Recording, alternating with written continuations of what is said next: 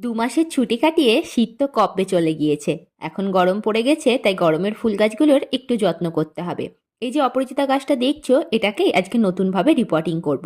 চলো তোমাদেরকে দেখাই কিভাবে মাটি প্রস্তুত করলাম। বাগানের সাধারণ মাটির সাথে কিছু পরিমাণে কেঁচো সার, হাড় গুঁড়ো, পটাশ, ডিএপি ও সুফলা ভালো করে মিশিয়ে নিয়েছি। আর ফাঙ্গিসাইড হিসাবে এখানে আমি সাব ব্যবহার করেছি, যাতে গাছের শেকড়ে কোনোরূপ ফাঙ্গাস অ্যাটাক না হয়। তারপর আগের টবটা থেকে গাছটাকে খুব সাবধানে বার করে নিয়েছি। আর নতুন টবে ড্রেনেজ হোলটাকে খোলামকুচি দিয়ে বন্ধ করে কিছুটা মাটি দিয়ে আবার গাছটাকে সুন্দরভাবে রিপোর্ট করে দিয়েছি। অপরাজিতা গাছে যত বেশি খাবার দেওয়া হয়, গাছ ততই ভরে ভরে ফুল দেয়। এই টবটায় গাছটা লাগানোর সময় টবে 4 ইঞ্চি মতো জায়গা আমি ফাঁকা রেখেছিলাম, যাতে পরে চাপান মাটি ব্যবহার করলে গাছে জল দেওয়ার সময় মাটি ওভারলোড হয়ে না পড়ে। তোমরাও যে কোনো গাছ লাগানোর সময় টবের কিছুটা অংশ ফাঁকা রেখে দিবে। সবশেষে আমি গাছের গোড়ায় 1 মগ হিউমিক অ্যাসিড গোলা জল দিয়ে দিলাম। তোমাদের যদি এই ভিডিওটা ভালো লেগে থাকে তো একটা লাইক করো এবং আমার চ্যানেলটাকে সাবস্ক্রাইব করে আমার পাশে থেকো।